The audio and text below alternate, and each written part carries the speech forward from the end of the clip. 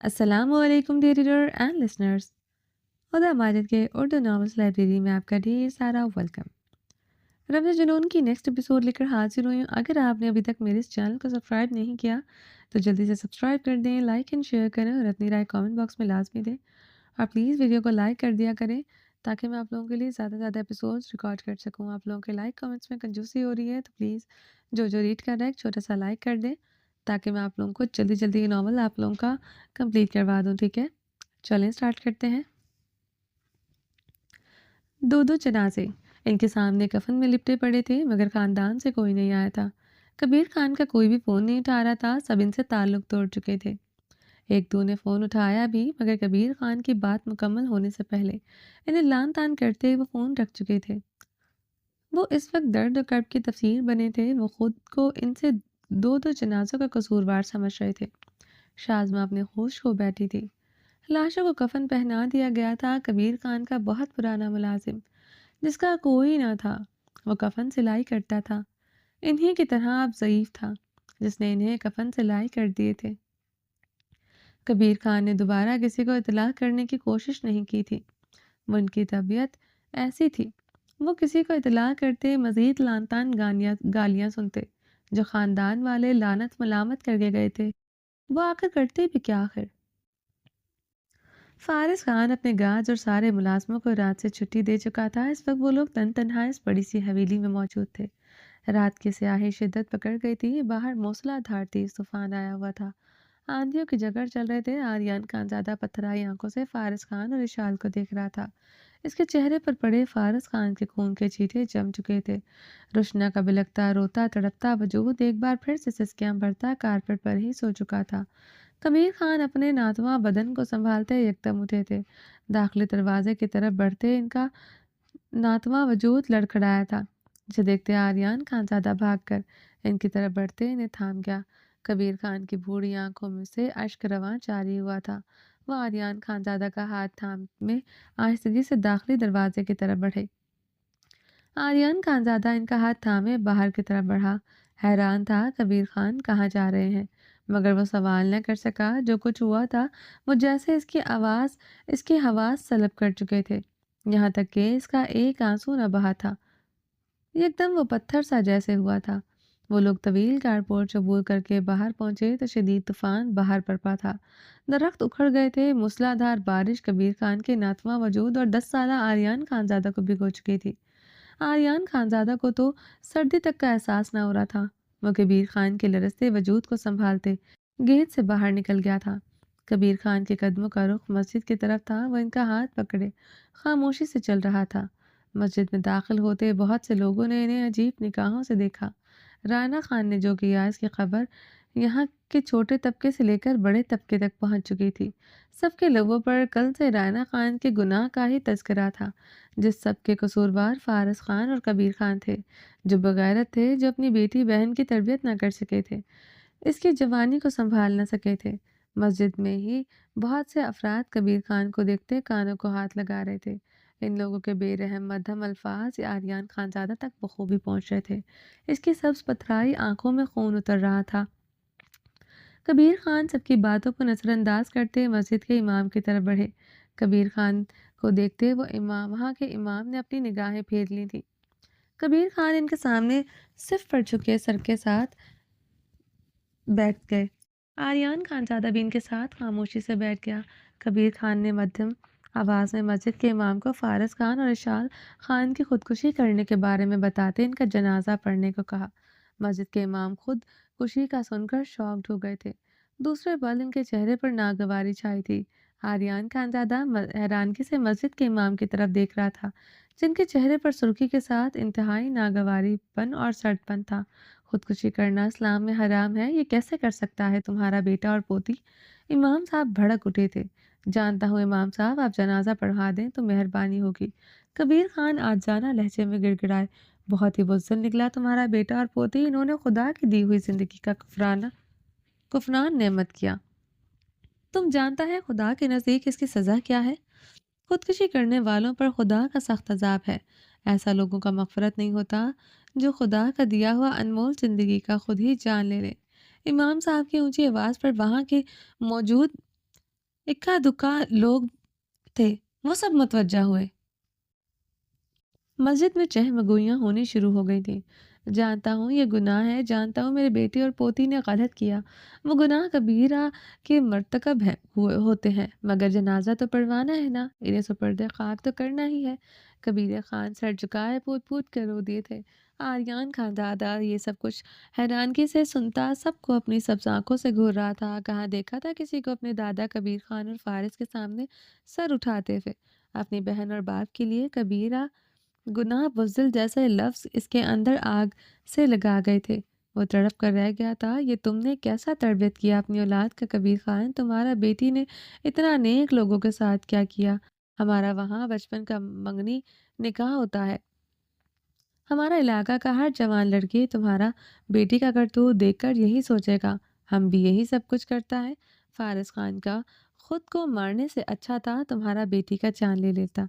इमाम साहब ने चुपते लफ्ज़ों पर आर्यान खानज़ादा की सब आंखों की सुर्खी बढ़ती जा रही थी, हाथों की मुट्ठियां भिजती जा रही थी। वहां खड़े लोग भी अब इमाम साहब की हाँ में हाँ मिलाना शुरू हो गए थे। हमको माफ़ करना, हम ये जनाजा नहीं पढ़वा सकता। खुदकुशी करना वालों पर जब अल्लाह तरस नहीं खाता तो हम गुनाहगार इंसान कैसे तरस खा सकता है। हम खुदकुशी करने वालों का जनाजा नहीं पढ़वाता। इमाम साहब रुखाई से जवाब देते मुंह मोड़ चुके थे। कबीर खान अपना सर झुकाए सर हिलाते हुए ज़मीन से उठे थे। आर्यान खानज़ादा भी इनके साथ उठता, खामोशी से इनका कांपता हाथ पकड़कर आगे मस्जिद के गर्म कमरे के बाहर निकल आया। बहुत ही बग़ैरत निकला ये फारिस खान। मस्जिद के सहन में आते ही आर्यान खानज़ादा की समातों में किसी की आवाज़ पड़ी थी। आर्यान खानज़ादा के कदम ठहरे थे। वो अपनी मुठ्ठियां भींचते हुए झुका था, अपने पैरों के पास बड़ा पत्थर उठाकर। आर्यान खानज़ादा ने मुड़ते हुए अपने पीछे खड़े इंसान पर के सर पर दे मारा था। इसके सर से खून का फव्वारा छूटा था। वो बिलबिलाते हुए चीख उठा था। मस्जिद में खड़े कुछ अफराद गुस्से से आर्यान की तरफ बढ़े थे। अगर तुम लोगों ने एक कदम भी आगे बढ़ाया, मैं सारे पत्थर तुम लोगों के सरों पर दे मारूंगा। वह जमीन से और भी पत्थर उठाते चीखा था।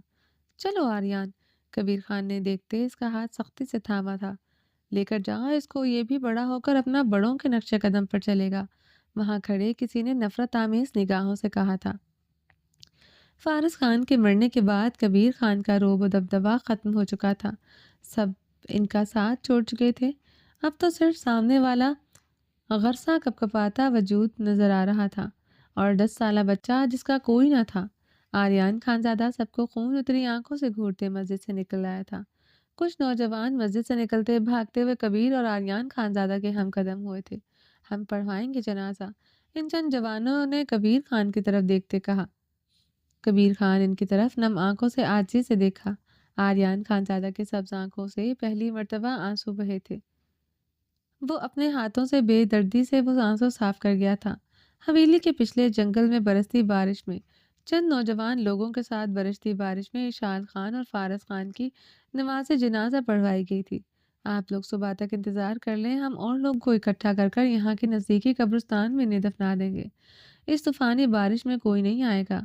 एक 20-22 साल के लड़के ने कबीर खान के कंधे पर हाथ रखते नरमी से कहा।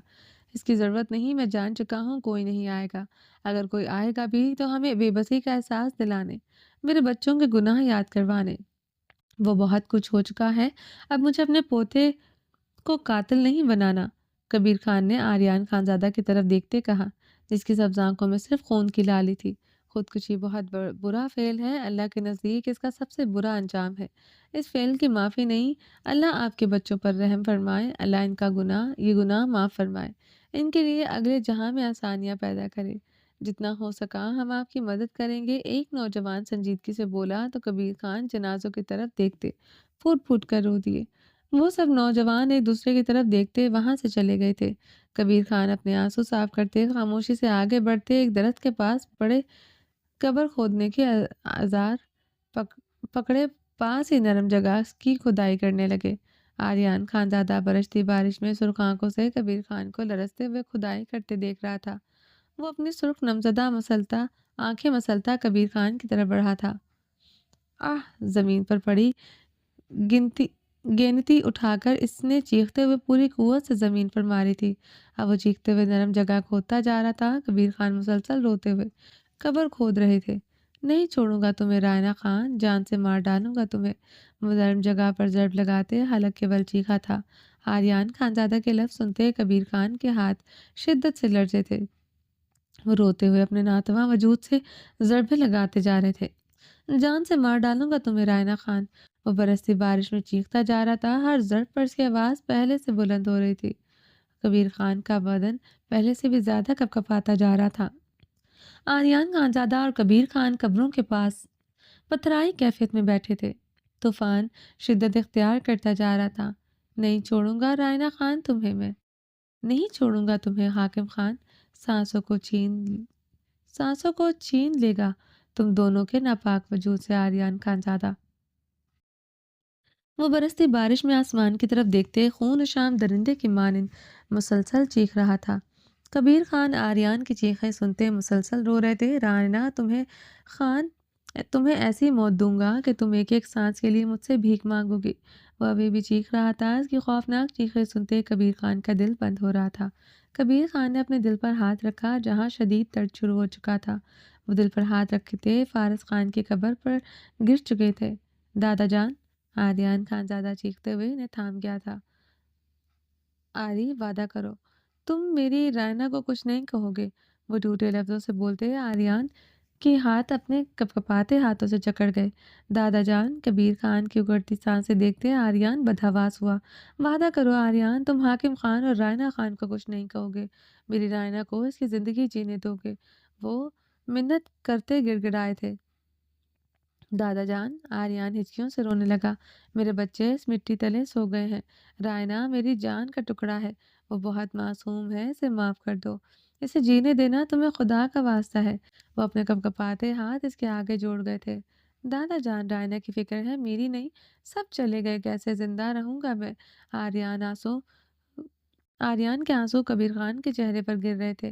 تمہاری مورے ہیں اور تمہارا بھائی بھی آنے والا ہے، فارس نے مجھے بتایا تھا تمہارا ایک اور بھائی آنے والا ہے، وہ سب ہوں گے تمہارے پاس۔ وہ دل پر ہاتھ رکھتے بمشکل بول رہے تھے، بابا نہیں، آپ نہیں، میں کیا کروں گا دادا جان؟ وہ بلک بلک کر رو پڑا تھا۔ رائنا حاکم کو کچھ نہیں کہو گے تم؟ پلٹ کر نہیں دیکھو گے میری بیٹی کی طرف؟ وہ ٹوٹے لفظوں سے بولتے، آخری ہچکی لیتے دم توڑ چکے تھے۔ میں قسم کھاتا ہوں، وعدہ کرتا ہوں، کچھ نہیں کہوں گا رائنا خان کو، نہیں پلٹ کر دیکھوں گا حاکم اور رائنا کی طرف۔ وہ ان کا چہرہ تھپتھپاتے ہوئے چیخا۔ دادا جان، ان کے سینے پر جھکتے وہ اس کے دل کی دھڑکنیں چیک کرتے ہوئے چیخ پڑا تھا۔ برستی بارش میں اس کی خوفناک چیخیں اس جنگل میں گونجتے جنگل کو مزید خوفناک بنا رہی تھی۔ مورے، وہ کبیر خان کے بے جاں وجود کو وہیں چھوڑتے گرتا پڑتا روتا ہوا اندر آیا۔ شازمہ خان کی چیخیں سنتے وہ اس کے کمرے کی طرف تیزی سے بڑھا۔ وہ پیٹ پر ہاتھ رکھتے درد سے چیخ رہی تھی۔ مورے، وہ جلدی سے ان کی طرف بڑھا۔ آری، کسی کو بلاؤ، وہ درد سے بلبلاتے ہوئے بمشکل بولے۔ کس کو مورے، کس کو بلاؤں؟ آریان خانزادہ نے روتے ہوئے پوچھا۔ کسی عورت کو بلاؤ، گاؤں میں کوئی تو ہوگا، اس کو بلاؤ۔ آری، مجھے یہ بچہ چاہیے، مجھے فارس خان کی آخری نشانی چاہیے، وہ ٹوٹے بکھرے لفظوں سے بولتی درد سے چیخ رہی پڑی تھی۔ آریان خانزادہ نے تڑپتے دیکھتے بھاگتے ہوئے باہر کی طرف بڑھا۔ اب وہ اونچی نیچی سڑکوں پر گہری رات میں برستی بارش میں بھاگ رہا تھا۔ جہاں ان کی حویلی تھی آس پاس کوئی گھر نہ تھا۔ کافی آگے جا کر پہاڑوں پر چھوٹے چھوٹے گھر تھے۔ اس کا ایک دوست شیروان خان رہتا تھا۔ دو پہاڑوں پر ایک چھوٹے سے گھر پر وہ بھاگتے اس پہاڑ پر چڑھ رہا تھا۔ وہ دن کے وقت اس کے گھر نہیں جاتا تھا، راستہ کٹھن تھا اور یہ جگہ آسیبی ہے یہ مشہور تھا۔ وہ آج برستی بارش میں اور گہری رات میں اس خطرناک پہاڑ پر بنا کسی خوف کے چڑھ رہا تھا۔ اس نے وہاں پہنچتے ہوئے روتے ہوئے شیروان خان کا دروازہ کھٹکھٹایا۔ وہ پاگلوں کی طرح دروازہ کھٹکھٹا رہا تھا۔ تقریباً 5 منٹ بعد شیرون خان کے باپ سمندر خان نے دروازہ کھولا تھا۔ کاکا، میری مورے کی طبیعت ٹھیک نہیں ہے، وہ کہہ رہی ہیں کسی عورت کو بلا کر لاؤ۔ وہ ہاتھ جوڑتے ان کے پیروں میں پڑ چکا تھا۔ جس طرح مسجد کے امام نے ان کے ساتھ سلوک کیا تھا، وہ ڈر گیا تھا یہ لوگ بھی ویسے ہی سلوک کریں گے۔ وہ اپنی مورے کو نہیں کھو سکتا تھا اب۔ ارے بیٹا، تم ایسے کیوں کر رہا ہے؟ ہم چلتا ہے تمہارے ساتھ۔ سمندر خان نے آریان کو اپنے پیروں میں سے اٹھایا۔ خانم، چادر اوڑھو، کسی عورت کو تمہارا مدد کا ضرورت ہے، سمندر خان نے اونچی آواز میں کہتے آریان خانزادہ کو سینے سے لگایا۔ جی خان، اندر سے آتی نسوانی آواز پر آریان خانزادہ کی ہچکیوں میں اضافہ ہوا۔ آریان خانزادہ سمندر خان کے ساتھ شازمہ کے کمرے کے باہر کھڑا تھا۔ اندر سے شازمہ کی چیخیں سنائی دے رہی تھی۔ پہلی بار اس کے مورے کے کمرے کے باہر کوئی غیر مرد کھڑا تھا۔ اس جگہ پر فارس خان کو کھڑا ہونا چاہیے تھا۔ آریان خانزادہ شازمہ کے کمرے سے باہر زمین پر بیٹھ گیا۔ پتہ نہیں کیوں اسے سمندر خان سے بھی خوف محسوس ہوا تھا۔ کسی پر اعتبار نہ تھا۔ وہ 10 سال سے جیسے 30 سال کا آریان خانزادہ بن چکا تھا۔ اندر سے اب چیخیں آنا بند ہو چکی تھی۔ آریان خانزادہ خوفزدہ ہوتے بند دروازے سے ٹیک لگاتے آنکھیں میچ گیا۔ نہ جانے اب کس کی موت ہوئی تھی۔ دروازہ کھلنے پر وہ جلدی سے کھڑا ہوا۔ آریان خانزادہ نے خالی خالی نظروں سے شیرون کی مورے کی طرف دیکھا تھا۔ تمہارا مورے کی حالت بہت خراب ہے، نہ اس کا پاس وقت تھا۔ ہم سے جو ہوا ہم نے کیا، تمہارا بھائی ہوا ہے شیرون۔ شیرون کے مورے کے لفظ سنتا وہ اپنی خالی سرخ آنکھوں کو ایک ہاتھ سے بے دردی سے مسلتے کمرے کی طرف بڑھا۔ مردہ پیدا ہوا ہے تمہارا بھائی۔ شیرون کی مورے کے لفظ سنتے وہ درد و کرب سے آنکھیں میچ گیا۔ مورے مورے زندہ ہے؟ آریان خانزادہ نے سپاٹ لہجے میں پوچھا۔ ہاں، تمہارا مورے بے ہوش ہو گیا ہے مگر زندہ ہے۔ شیرون کی مورے نے لفظ سنتا وہ ہنسا تھا۔ سمندر خان اور اس کی بیوی نے حیرانگی سے ہنستے ہوئے دیکھا۔ وہ زمین پر بیٹھتا ہنستا چلا گیا۔ رات کے آخری اس حصے میں وہ سمندر خان کے ساتھ کھڑا پھر سے 2 قبریں کھود رہا تھا۔ بارش آج رک ہی نہیں رہی تھی۔ آہ! ہر ضرب کے ساتھ اس کی چیخ بلند ہوئی تھی۔ اس طوفانی بارش میں اس کی چیخیں گونجتی اس جنگل کو ہلا کر رکھ رہی تھی۔ ہر ضرب کے ساتھ اس کے وجود میں رائنا خان اور حاکم خان کے لیے نفرت بڑھتی جا رہی تھی۔ اس کی چیخوں سے بہتے دریا میں عجب سی موجیں اٹھتی برپا کر رہی تھی، پہاڑوں سے ٹکرائی تھی۔ آریان خانزادہ کی چیخیں اس گھنے جنگل سے ٹکراتی بہت خوفناک لگ رہی تھی۔ حال آریان خانزادہ پہاڑ پر کھڑا شدت سے چیخ رہا تھا۔ اس کے سیاہ سینڈو پسینے سے نچڑ چکی تھی۔ اس کے سلکی بالوں سے پسینے کی بوندیں جھڑ رہی تھی۔ وہ 20 سال کے بعد بھی اس درد میں جی رہا تھا۔ جب حاکم خان اور رائنا کے نام اس کی سماعتوں سے ٹکراتے وہ پاگل ہو جاتا تھا۔ زرمش کے لفظ اس کی سماعتوں میں سنائی دیتے پاگل کر دیتے۔ اس ناپاک وجود کے لیے بھی نفرت بڑھتی جا رہی تھی۔ ہے درد یہ میرا، وہ کیوں اسے ہے چھو رہا۔ وہ سگریٹ انگلیوں میں دبائے ایک پتھر پر بیٹھے گہرے سانس لینے لگا۔ شازمہ روشنا خان اور آریان خانزادہ کو لے کر کیلیفورنیا اپنے اکلوتے بھائی کے پاس چلے گئی تھی۔ ان 20 سالوں میں آریان خانزادہ 1-2 بار شازمہ اور روشنا کے ساتھ حویلی آیا تھا۔ شازمہ خان کو یہاں فارس خانزادہ اور اشال کی یادیں کھینچ لاتی تھی۔ وہ مجبوراً انہیں یہاں لے کر آتا تھا، مگر شازمہ روشنا خان کو یہ آج تک پتہ نہ چلا آریان خانزادہ کے بغیر بہت بار پاکستان آ چکا ہے۔ وہ چاہ کر بھی اس حویلی کو چھوڑ نہیں پایا تھا جہاں کبیر خان، فارس خان، اشال خان کی یادیں تھی۔ اس نے پلٹ کر حاکم خان اور رائنا خان کی طرف نہیں دیکھا تھا۔ اس کا ایک بیٹا حیدر خان ہے، اسے صرف یہ معلوم تھا۔ تھوڑی بہت معلومات تھی اس کے پاس، مگر اس کے علاوہ اس نے کبھی رائنا خان کا پتہ نہیں کیا تھا۔ وہ اپنا بدلہ بھول گیا تھا، مگر وہ درد نہیں بھولا تھا جو اسے آج بھی سونے نہیں دیتا تھا۔ زرمش خود اس کے پاس آئی تھی، وہ رائنا خان کی بیٹی ہے۔ وہ پاگل ہو گیا تھا۔ اس ناپاک وجود سے اسے آج بھی نفرت تھی، بے انتہا نفرت تھی۔ اسے دیکھتے اسے چار قبریں یاد آئی تھیں، اپنا بدلہ یاد آیا تھا، کیونکہ وہ بدلہ صرف راکھ کی چنگاریوں میں دوا ہی رہتا تھا، بہتر تھا۔ وہ راکھ کی چنگاریوں کو ہوا دے کر چلی گئی تھی۔ اب آگ بھڑک رہی تھی جس میں سب کا بھسم ہونا رہتا تھا۔ جس طرح فارس خان اور کبیر خان کی عزت نیلام ہوئی تھی، حاکم خان کو وہی درد دینا چاہتا تھا۔ عزت کے خوف سے خودکشی کر لینا چاہتا تھا۔ عزت کے خوف سے خودکشی کر لینا آسان موت دینی ہوتی تو وہ کب کا دے چکا ہوتا۔ حیدر خان کی قبر، زرمش کی قبر، رائنا خان کی قبریں۔ وہ حاکم خان کے ہاتھوں سے کھدوانے والا خواہش مند تھا۔ وہ آسمان کی طرف دیکھتے کرب سے چیخا، ان سے بدلہ لو آریان فارس خانزادہ، مجھ سے بدلہ کیوں؟ میرے ساتھ یہ ظلم کیوں؟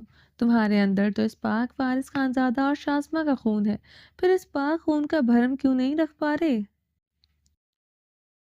اس کے لفظوں نے اس کے اندر عجب سی نفرت کے الاؤ سے اس کے اندر دوڑا دیے تھے۔ آریان خانزادہ کی سبز آنکھوں میں خون کی لالی اتنی ہی گہری تھی جو کہ آج سے 20 سال پہلے تھی۔ مان لو اگر میری رگوں میں دوڑتا خون ناپاک ہے تو تمہارے اندر بھی خانزادہ خون نہیں ہے پھر؟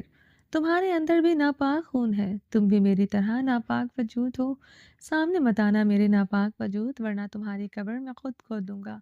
تم نفرت ہو آریان خانزادہ کی، نفرت بھرا جنون۔ وہ آسمان کی طرف دیکھتے چیختے ہوئے ہنسا تھا، سگریٹ کے گہرے کش لیتا وہ ہنس رہا تھا، بے تحاشا ہنس رہا تھا۔ حیدر خان اور زرمش کے جانے کے بعد حاکم خان اپنے کمرے میں کھپ اندھیرا کیے راکنگ چیئر پر جھولتے ہوئے، سگار سلگائے لبوں سے لگائے ہوئے تھا۔ اس کی آنکھوں سے بہتے آنسو اس وقت اس کے عارض پر گر رہے تھے، کپکپاتے لب صرف رائنا ہی پکار رہے تھے۔ وہ مسلسل ایک ہی نام کا ورد کیے ہوئے تھا، 20 سالوں سے وہ آگ میں جل رہا تھا، عشق کی آگ جس کے وجود کو گرچی گرچی کیے ہوئے تھی۔ یادوں کے دیپ جلتے اسے 20 سال پیچھے اس رات میں لے گئے تھے جب وہ اندھیری برستی بارش دلہن کے لباس میں اپنے بنگلے واپس لے کر آیا تھا۔ حاکم خان نے رائنا کو اپنی بے رحم قربت سے آزاد کیا، وہ سسکتے ہوئے کمبل خود سے لپیٹے رخ پلٹ گئی تھی۔ حاکم خان نے اٹھ کر بیٹھتے سائڈ ڈرار سے سگریٹ کیس اور لائٹر نکالتے لبوں میں دبایا اور پورے وجود کو ڈھانپتے سگریٹ کے کش لینے لگا۔ اس وقت گرے ٹراؤزر میں ملبوس شرٹ لیس تھا۔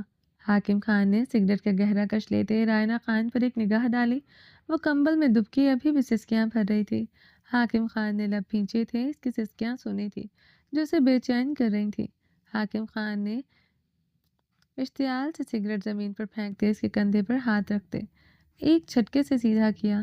اس کا زرد متورم چہرہ دیکھ کر حاکم خان کے دل کو کچھ ہوا تھا۔ رو رو کر اس کی آنکھیں متورم تھیں، چہرہ بے حد زرد تھا، لبوں پر اس کا قہر برپا تھا جو اس کی شدت سے خون چھلکا رہے تھے۔ حاکم خان نے تڑپتے ہوئے اس کے لبوں پر اپنی زبان کا مرہم رکھا۔ رائنا خان کا نازک وجود شدت سے کپکپانے لگا تھا۔ حاکم خان اس کے اوپر آتے نرمی سے اس کے چہرے کے ایک ایک نقوش پر اپنے لب رکھ رہا تھا۔ رائنا خان اپنی آنکھیں میچے ہوئی تھی، کچھ دیر پہلے اس کی جنونی قربت سے اس کا نازک بدن لرز رہا تھا۔ حاکم خان کے لمس سے جتنا خوف محسوس ہو رہا تھا اتنی ہی نفرت محسوس ہو رہی تھی۔ حاکم خان کے لب اس کے پورے وجود پر بے حد نرمی سے سرایت کر رہے تھے۔ جہاں جہاں اس نے اپنی جنون خیزیاں رقم کی تھی وہاں وہ اپنی زبان کا گیلا مرہم رکھ رہا تھا۔ رائنا خان ساکت سے اب چھت کو دیکھ رہی تھی۔ حاکم خان اوپر سے نیچے اس کے ٹھنڈے بدن کو اپنے گیلے لمس سے دہکانے کی ناکام صحیح کر رہا تھا۔ حاکم خان کے لب اب اس کے نازک پیروں پر اپنا لمس بکھیر رہے تھے۔ وہ بہت بار اس کے پیروں میں جھک کے اس کے پیروں کو ہاتھ لگاتے شوز پہناتا تھا۔ اس کے فریب میں تو وہ آئی تھی، پہاڑوں سے بھی بارو بالشان مرد اس کے پیروں میں جھکتا تھا۔ اس فریب نے اسے کہیں کا نہیں چھوڑا تھا۔ رائنا خان کی آنکھوں سے گرم سیال بہتا اس کے چہرے کو جھلسا رہا تھا۔ یہ پرکشش سحر انگیز مرد ابھی بھی اس کے پیروں پر جھک کے اپنا لمس عطا کرتے اس پر باور کروا رہا تھا کہ وہ اس کے لیے کتنی معتبر ہے، مگر رائنا خان کو اپنا وجود صرف ایک کھلونا لگ رہا تھا۔ حاکم خان کا لمس زہریلے ناک کی طرح ڈستا محسوس ہو رہا تھا۔ حاکم خان اسے بے حد نرمی سے چومتا نیچے سے اوپر آتے اس کی پیشانی پر اپنے دہکتے لب رکھ گیا۔ آج پتہ چلا مرد اپنی من پسند عورت کے آگے کیوں جھکتا ہے۔ جس عورت سے عشق ہو اسے اپنی طلب پوری کر کے بھی وہ پیاسا ہی رہتا ہے۔ وہ گمبھیر آواز میں بولتے اس کی متورم آنکھوں پر باری باری لب رکھ گیا تھا۔ یہ کیسی پیاس ہے رائنا جو بجھ نہیں رہی، یہ کیسی آگ ہے رائنا جو دہکتی جا رہی ہے۔ میں کن عذابوں میں سے گزر رہا ہوں رائنا، جو تمہارے لبوں سے کسی غیر مرد کا نام سنتے میں مر رہا ہوں۔ وہ بھاری آواز میں بولتے رائنا کے عارض نرمی سے انگلیوں سے سہلا رہا تھا۔ آن رائنا آہستگی سے آن کا نام دہراتے ہوئے آنکھیں میچ گئی تھی۔ اس کے لبوں سے آن کا نام سنتے حاکم خان کا پورا وجود شعلوں کے مانند دہکا تھا۔ آن آن آن، وہ مسلسل آنکھیں میچے آن کا نام دہرائے جا رہی تھی۔ وہ اسے اذیت دے رہی تھی اور وہ جانتے بوجھتے اذیت محسوس کر رہا تھا۔ حاکم خان نے اسے خود خون اتری آنکھوں سے دیکھتے اس کے لبوں پر جھکے اپنے دانت کاڑے۔ رائنا خان کے لبوں سے سسکاریاں بلند ہوئی تھی۔ حاکم خان اس کے لبوں پر قہر ڈھا کر پیچھے ہوا، اس کے نچلے لب پر اس کی شدت کا گہرا قط تھا، وہاں ننھی ننھی خون کی بوندیں آن ٹھہری تھی۔ وہ آنکھیں میچے بیڈ شیٹ اپنی مٹھیوں میں جکڑے اپنی سسکیوں پر قابو پائے ہوئی تھی۔ حاکم خان لب بھینچے اضطرابی انداز میں اس کے ہونٹوں کو دیکھ رہا تھا۔ وہ اس کے اوپر سے تیزی سے اٹھتا کمرے کے دروازے کی طرف بڑھا ऑन खानज़ादा इसके लबों से ऑन का नाम फिर से सुनते हाकिम खान की मुठियां भिजते अपने अंदर उठते इश्तियाल पर काबू पाने की नाकाम सही की थी। हाकिम खान की आंखों में खून की लाली गहरी हुई थी। वो मुसलसल इसकी गैरत को जैसे ललकार रही थी। वो रोती पीटती इसे गालियां देती वो बर्दाश्त कर लेता, मगर वो मुसलसल अपने मंगेतर का नाम ले रही थी, जो हाकिम खान की गैरत और मर्दाना अना पर का कारी-वार साबित हो रही थी। ये औरत इसका इश्क थी, अगर वो इसका इश्क भी ना होती, इसकी इज़्ज़त तो थी, फिर भी इसके लबों से किसी गैर मर्द का नाम ना सुन सकता था। मगर यहाँ तो वो इस औरत से जुनूनी इश्क कर बैठा था, और इसके लबों से ऑन खानज़ादा का नाम सुनकर जिस आग से गुज़र रहा था, ये वही जानता था। कुछ देर पहले वो इस ऑन खानज़ादा की रखेल बनने का कह चुकी थी। अब मुसलसल अपने लबों से इस मर्द का नाम दोहरा रही थी जो उसे इश्क करता था। हाकिम खान अपनी मुठियां भींचते खुद पर जब्त करता बाहर की तरफ बढ़ा। वो मजीद इस नाजुक वजूद को सजा नहीं दे सकता था, ना वो सहने के काबिल थी। ये तो तय था, अगर वो इस औरत से वो इश्क ना करता होता तो इसको दूसरा सांस लेने का मौका न देता। वो इसके लबों से किसी गैर मर्द का नाम सुनते इसकी सांसें बेरहमी से घोंट देता। वो सर चटकते दरवाजे की तरफ बढ़ा था। कैसे गैरतमंद मर्द हैं आप हाकिम खान। हम पठानों में मर्द कहाँ अपनी औरत के लबों से किसी गैर मर्द का नाम सुन सकता है, वो भी इस मर्द का नाम जो इस औरत का साफ का मंगेतर आशिक रह चुका हो। वो इस्तज़ाइया अंदाज में बोलते बेड पर पड़े सिंगल कंबल को अच्छी तरह खुद पर लपेटते बेड से उठी ही थी। हाकिम खान की शिद्दतें सहते इसकी टांगों में सकत न थी कि वो अब 2 कदम भी चल भी सकती। पूरे वजूद में दर्द की टीसें उठ रही थी, जैसे भारी चट्टान या किसी ट्रक ने इसका वजूद कुचल दिया हो। वो चकराए वजूद के साथ लरसते खड़ी थी। तुम ही बताओ फिर, अपनी औरत के लबों से किसी गैर मर्द का नाम सुनते पठान मर्द क्या करते हैं? हाकिम खान ने इसके कपकपाते वजूद को इश्तियाल भरी निगाहों से घूरा। मौत दे देते हैं, अपनी पिस्टल की तमाम गोलियां अपनी औरत के सीने में उतार देते हैं। वो हाकिम खान की तरफ देखते सजाया हंसी थी। हाकिम खान खुद पर काबू पाते इसके सुर्ख आंखों से घूर रहा था। किस मोड़ पर ले आए हैं आप मुझे कि मौत से भी डर नहीं लग रहा। हाकिम खान इसी जिंदगी के खौफ से और खानजादा के छोड़कर आपके पास आई थी। आज आपको मौत ही देने को कह रही हूँ। और दर्द और कर्ब से हाकिम खान की तरफ देखते बहते आंसुओं से मुस्कुराई थी। इसकी बात पर हाकिम खान के गले में गिलती सी उभरकर मासूम हुई थी। खुदा का डर है मुझे, वरना खुद की जान जरूर लेती। दादा जान कहते हैं जिंदगी खुदा की अमानत है, इसे हम किसी सूरत नहीं छीन सकते। चाहे जितनी भी तकलीफें आ जाएं। वो कबीर खान के लफ्ज याद करते शिद्दत से रोती थी। नहीं दादा, नहीं बाबा जान कहते हैं, मेरे बाबा कबीर खान हैं। लाला बाबा नहीं होते, ये लाला ने साबित किया है। वो मुझे अपनी बंदूक से मार रहे थे। अब मैं लाला को कभी नहीं बाबा कहूंगी। जितना भी मना लेंगे, कभी बाबा नहीं कहूंगी। मैं सिर्फ अपने बाबा को बाबा कहूंगी। रायना खान फारस खान को याद करते अब शिद्दत से रो रही थी। मैं सब ठीक कर दूंगा रायना मेरी जान, मैं तुम्हारे बाबा लाला को मना लूंगा। हाकिम खान इसकी तरफ बढ़ते इसके कपकपाते वजूद को नरमी से थाम गया था। कैसे, कैसे हाकिम खान? कुछ नहीं हो सकता। इसने हाकिम खान की तरफ देखते हिचकी भरी थी। आपने तो कहा था ना, निकाह पाक रिश्ता होता है। जब आप मुझसे निकाह करेंगे तो किसी को कोई एतराज ही ना होगा। मगर वहां तो सब मुझे जिंदा जमीन में दफनाना चाहते थे। क्यों झूठ बोला था मुझसे? क्यों नहीं बताया कि निकाह का रिश्ता तब तक पाक नहीं होता जब तक इसमें लड़की के वली के इसके बाप लाला की रजामंदी शामिल ना हो। वो हाकिम खान के सीने पर हाथ रखते रो पड़ी थी। कंबल जमीन पोस हुआ था। अपनी हालत देखते हुए चकराते हुए हाकिम खान के सीने में समाई थी। हाकिम खान झुकते हुए कंबल उठाते हुए इसके ऊपर इसके गिर्द उड़ा गया था। वो रोते हुए गुलाबी आंखों से हिचकियां भरते हुए देख रही थी। क्यों किया मुझ पर ये जुल्म? बचपन से जिसने जो कहा वो मान लिया। लाला ने कहा तुम मेरी बेटी हो, मान लिया। रायना फारिस खान की बेटी है। बड़े होने पर पता चला मेरे बाबा कबीर खान है, ये बात भी मान ली। अब लाला और बाबा कहते हैं मैं इनकी बेटी नहीं हूँ। वो रो रही थी, बिलख रही थी। इरशाद खान ने कहा रायना तुम बहुत मासूम हो, ये बात भी मान ली। अब वो कहती है तुम शातिर हो। और ने कहा वो निकाह के बाद मुझ पर मेरी सांसें तंग करेगा क्योंकि वो मुझसे नफरत करता है। ये बात भी मान ली। अब अलमीर कहता है और मुझ जैसी बेवफा औरत से इश्क करता है। आपने कहा आप मुझसे इश्क करते हैं, वो भी मान लिया। پھر آپ نے کہا آپ میری خوبصورتی پر مر مٹے۔ اشال کہتی ہے آپ نے مجھ سے بدلہ لیا۔ کیا سچ ہے؟ بتائیں مجھے کس کا یقین کروں؟ میرا دل کر رہا ہے آپ پر یقین کروں، بھول جاؤں جو کچھ ہوا، مگر ناپاک وجود، غلیظ وجود، گالیاں، وہ تانے مجھے ابھی بھی سنائی دے رہے ہیں۔ حاکم خان، وہ چیختے اشال کی سسکیاں سنائی دے رہی تھی۔ مجھے حاکم خان، وہ اس کے سینے پر ہاتھ رکھتے بلک رہی تھی، چیخ رہی تھی، تڑپ رہی تھی، ہذیانی ہو رہی تھی۔ حاکم خان اسے خود میں نرمی سے بھینچ گیا۔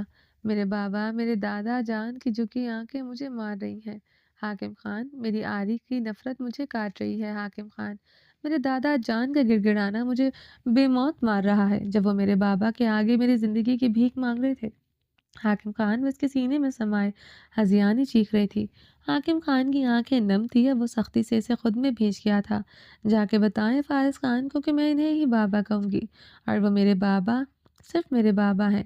اشال میری بہن ہے، میں صرف اپنے آری کی پھپھو ہوں۔ کبیر خان کو بتائیں وہ میرے دادا ہی رہیں گے، انہیں کہوں گی، انہیں بابا چاہیں وہ جتنا مرضی محبت کر لیں مجھ سے، خدا کے لیے حاکم خان مجھے سب کچھ لوٹا دیں، مجھے لے چلیں میری حویلی، مجھے لے چلیں اب میری شال کے پاس۔ اس کی سسکیاں مجھے مار ڈالیں گی، وہ شدت سے روتے ہوئے چیخی تھی۔ میں لے تم تمہیں لے چلوں گا میری جان، میری زندگی۔ وہ نرمی سے اس کے کندھے کو چومتے بول رہا تھا۔ آپ جھوٹے ہیں حاکم خان، آپ ایک فریب ہیں۔ اس کے جھانسے میں آ کر میں نے سب کچھ تباہ کر دیا۔ طلاق دے دے مجھے، خدا کا واسطہ ہے مجھے اون کے پاس جانے دے، وہ مجھے اپنائے گا تو سب کچھ معاف کر دے گا۔ رائنا کے لبوں سے اون کا نام سنتے حاکم خان کی آنکھوں میں پھر سے سرخی چھائی تھی۔ دے طلاق مجھے، اگر آپ ایک پٹھان مرد ہیں تو، ورنہ میں آپ کے نکاح میں ہوتے ہوئے بھاگ کر اس اون کے پاس چلی جاؤں گی۔ جو ذلت میرے گھر والوں کو سہنی پڑے وہ آپ کو سہنی پڑے گی۔ وہ بلکتے ہوئے چیخی تھی۔ اب تم مزید بکواس کی، تمہاری بوٹی بوٹی کر کے چیل کبوں کو کھلا دوں گا۔ رائنا، حاکم خان اس کی گردن دبوچ گیا تھا۔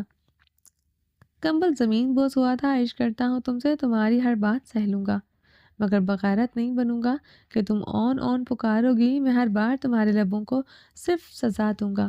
موت مانگ رہی تھی مجھ سے، دوں گا موت تمہیں، مگر ایسی کہ روح کانپ جائے گی تمہاری۔ اور اس کی گردن میں بے رحمی سے دبوچتے گرایا تھا۔ وہ اس کی گرفت میں بمشکل سانس لے پا رہی تھی۔ حاکم خان بے رحم بنا اس کی سانسیں کھینچ رہا تھا۔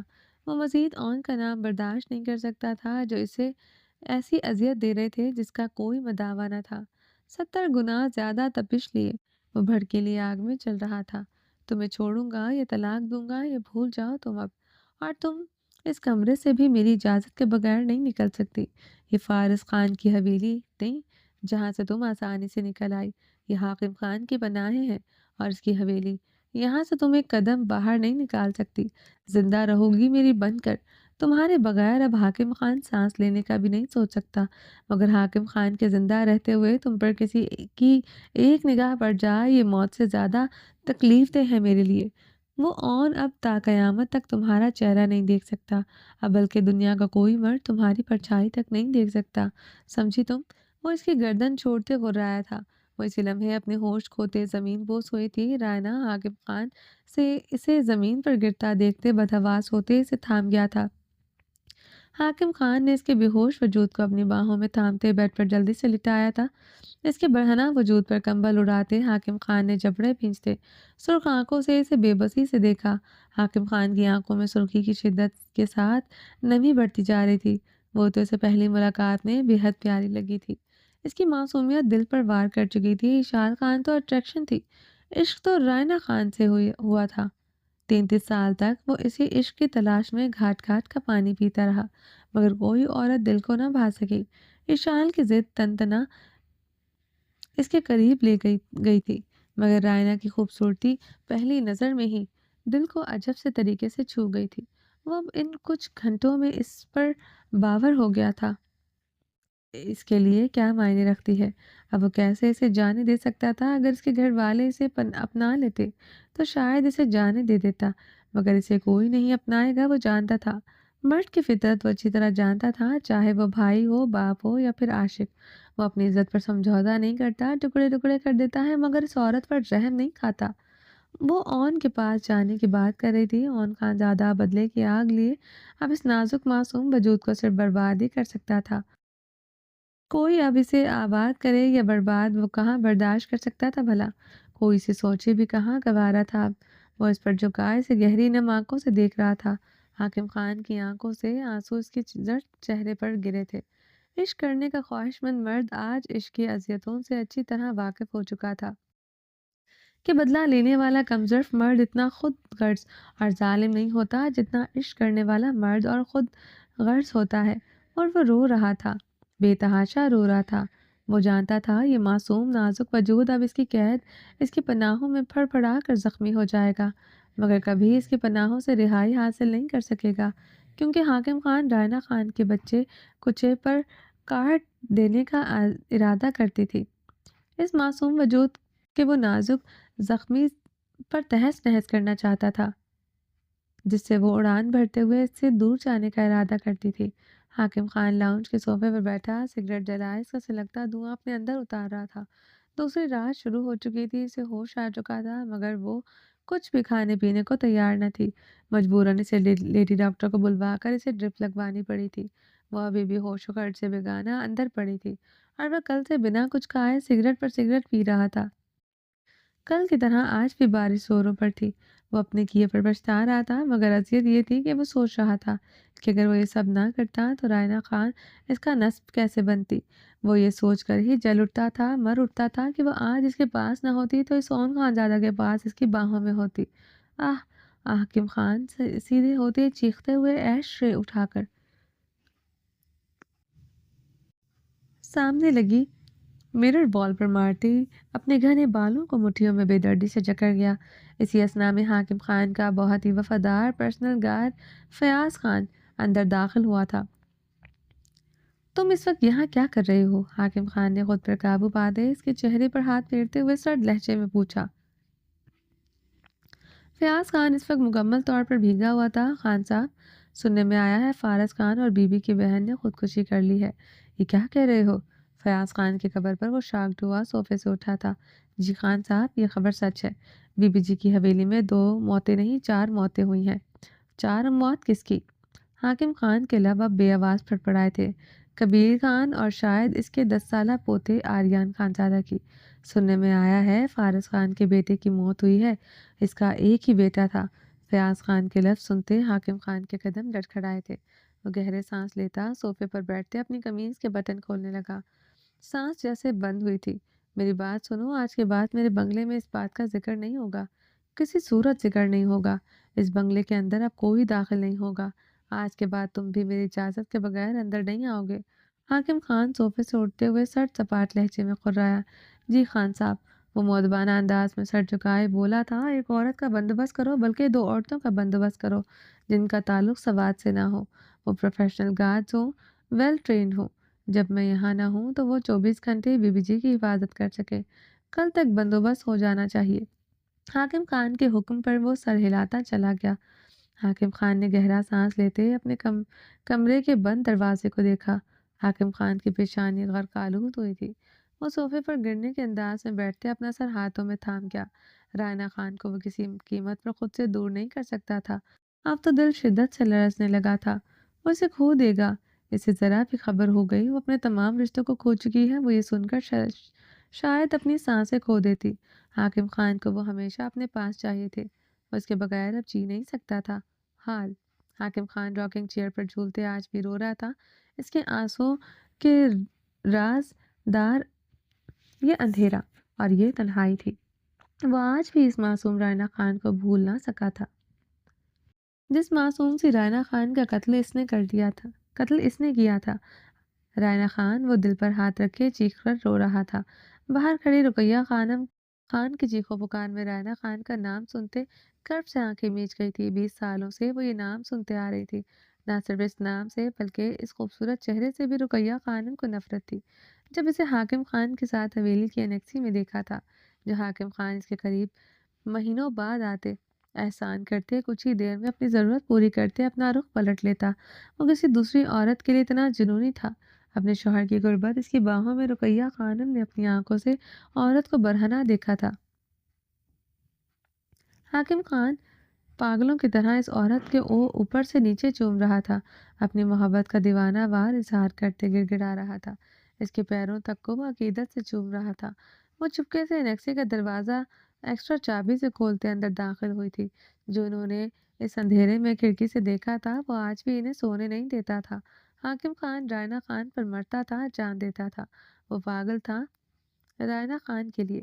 حاکم خان جنونی انداز میں اس عورت پر شدتیں ڈھا رہا تھا۔ وہ تو باہر کھڑے ٹائم ہی گنتی رہی تھی۔ غربت کی گھڑیوں میں حاکم خان کا کچھ لمحوں کا وقت ملتا تھا۔ وہ اس عورت کے پاس حاکم خان کا وقت ٹھہر سا گیا تھا۔ حاکم خان کا ایک ایک لفظ اس رائنا خان کی سسکیاں رقیہ خانم کا وجود جلا گئی تھی۔ وہ رات وہ یاد نہیں کر پائی تھی۔ وہ اپنے شوہر کے رومانس کی آخری حد دیکھتے چپکے سے وہاں سے چلی آئی تھی، مگر رقیہ خانم آج تک سمجھ نہیں پائی تھی حاکم خان جس عورت کے لیے اتنا جنونی تھا، اتنا پاگل تھا، اسے اس حویلی میں آخر نوکرانی بنا کر کیوں لایا تھا۔ حاکم خان جیسا نڈر مضبوط انسان جو کسی سے ڈرتا نہیں تھا، وہ رائنا خان کو نوکرانی بنا کر کیوں لایا تھا؟ وہ چھپ چھپ کر ہر رات اور دن کا بھی بیشتر حصہ رائنا کے ساتھ کیوں گزارتا تھا؟ وہ آج تک یہ راز نہ جان سکی تھی۔ جس عورت کے لیے حاکم خان نے اپنی جنونی تنہا گزار دی، اس 20 سالوں میں اپنی ضرورت ان سے بھی پوری نہیں کی۔ اس عورت کو وہ سرعام اپنا نام کیوں نہ دے سکا تھا؟ وہ نہ تب اس کی حاکم خان کے نزدیک وقت تھی نہ آج۔ زرمش سے نفرت اور رائنا خان سے اپنا رشتہ چھپانا وہ آج تک سمجھ نہ پائی تھی۔ رقیہ خانم وہ قیامت رات یاد کرتے، اپنے آنسو بے دردی سے صاف کرتے، اپنا بھاری بھرکم وجود سنبھالتے وہاں سے چلی گئی تھی۔ چلیں جی، باقی کا نیکسٹ ایپیسوڈ میں کنٹینیو کریں گے۔ امید ہے آپ کو یہ ایپیسوڈ پسند آئی ہوگی۔ چینل کو سبسکرائب نہیں کیا جلدی سے سبسکرائب کر دیں، لائک اینڈ شیئر کریں اور اپنی رائے کامنٹ باکس میں لازمی دیں۔ اپنا ڈھیر سارا خیال رکھیے گا، دعا میں یاد رکھیے گا۔ اللہ حافظ۔